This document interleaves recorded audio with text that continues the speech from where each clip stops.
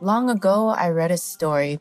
There was a thief and he became a killer because of the situation that forced him to kill. And then he became a murderer. Yeah. From a small thief, he graduated to robbing and murder. Yes. And then he had to be executed. On the day of his execution, he asked permission to see his mother. So they brought the mother. Because the mother is already there in the crowd, they always jump in to see the execution. Yes. But when he saw his mother, he hugged her and bit off her ears. Oh, and it was bloody all over. Ooh.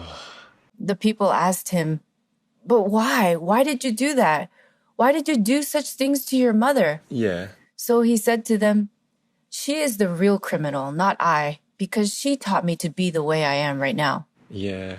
Because when I was a child, I borrowed a pen from my classmate because I lost my pen. Master explained that when the criminal was a boy, he came home from school one day with a pen, but the next day, he no longer had it. His mother asked him why, and the boy replied that he had returned the pen to the classmate who had lent it to him.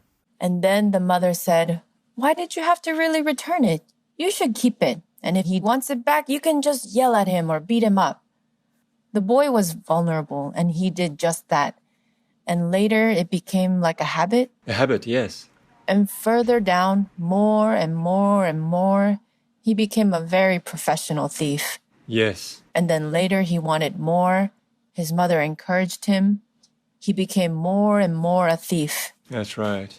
And then he got caught by the police. So he said, "My mother is why I became the way I am right now." You see what I'm saying? Yeah. Thief, robber, and then murderer.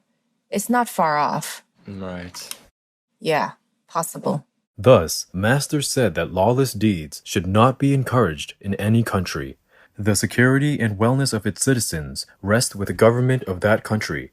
That's what they are selected for. Not to harm their country and citizens by any way, by the consequences of their neglect to make correct laws. Number one, it lowers the dignity of human beings. Also, it makes a very bad example for other people. And then that society may be okay now, but it will get worse and worse. There will be no principles. It will be hard to govern, hard to maintain peace and order. And the authorities and a bad society will be a sore in the eyes of the whole world. What will become of such a nation when citizens become eventually degraded into criminals, losing all dignity and morals? Oh, dear. Yeah. What next? His Excellency Donald Trump has recently spoken out against the push in the United States to allow transgender athletes into women's sports. He feels it is wrong to allow biological males to compete, may cause an eventual end to women's sports, and violates federal laws protecting women's rights.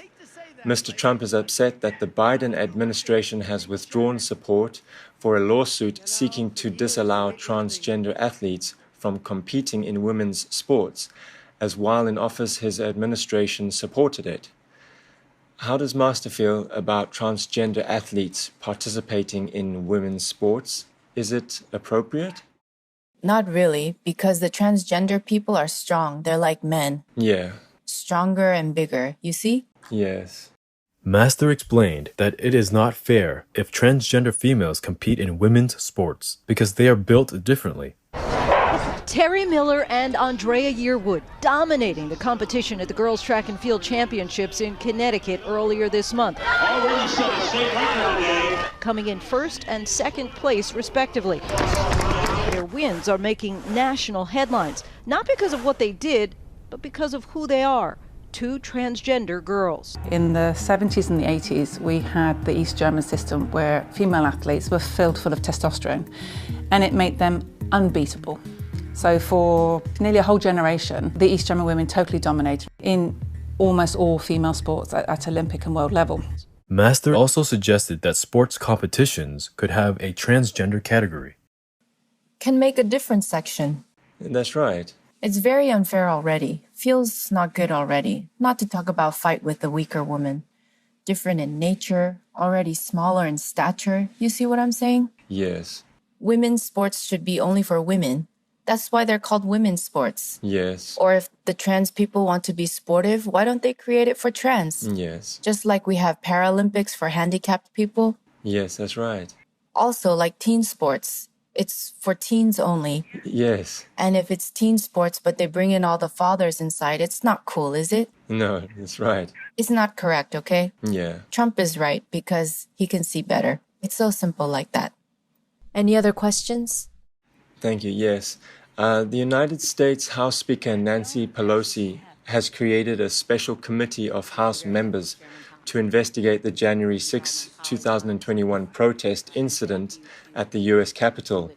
Republicans have generally opposed the committee's formation, and Republican House Minority Leader Kevin McCarthy has criticized the committee's membership as none of his picks for the committee were selected by Ms. Pelosi.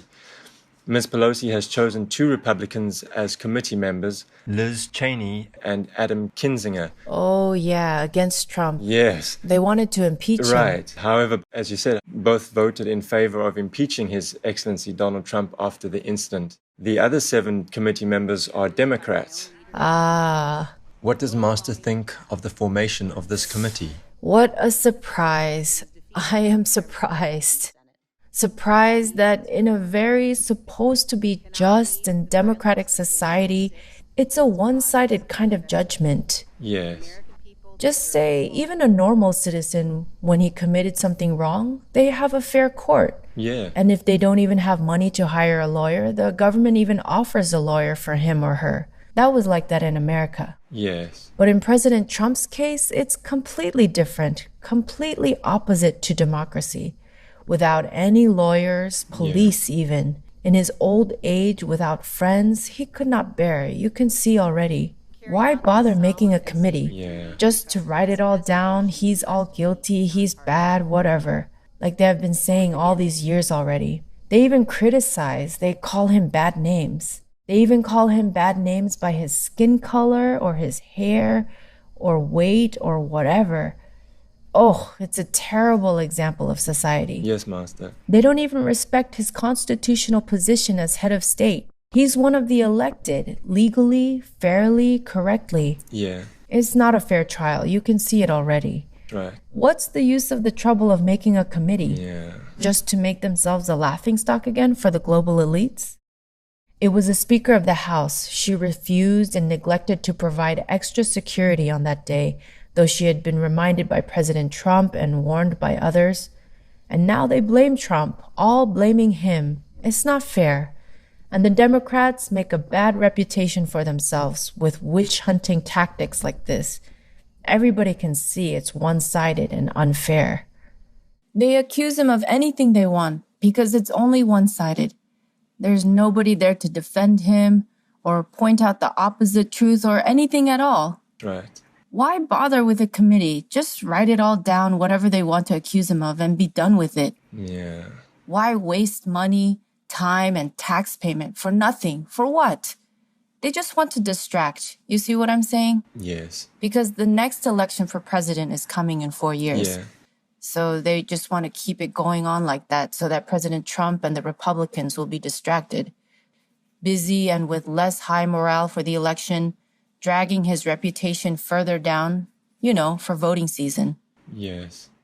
Also, they want to unite their party members against one common so-called enemy with the intention to cover up their failures internally as well as internationally, as they were not too successful with COVID, with vaccines, with the illegal immigrants mess, with the press critics of President Biden's speech, with surging crime, inflation, etc., and failure to secure respect and dialogue from global leaders like with Russia, China, Iran, North Korea, and so on. Right.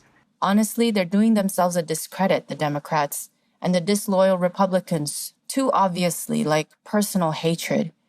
One doesn't have to be very wise to see it. Yes. Well, I haven't seen any other president in the world so hated and so bullied and so cornered as President Trump. Even if I were a Democrat, for moral correctness, I would feel sorry for Trump. Because President Trump is for peace, never incites violence. Yes, that's right. Contrarily, many Democrats encourage unrest and defund the police, which is the people's protector. Yes.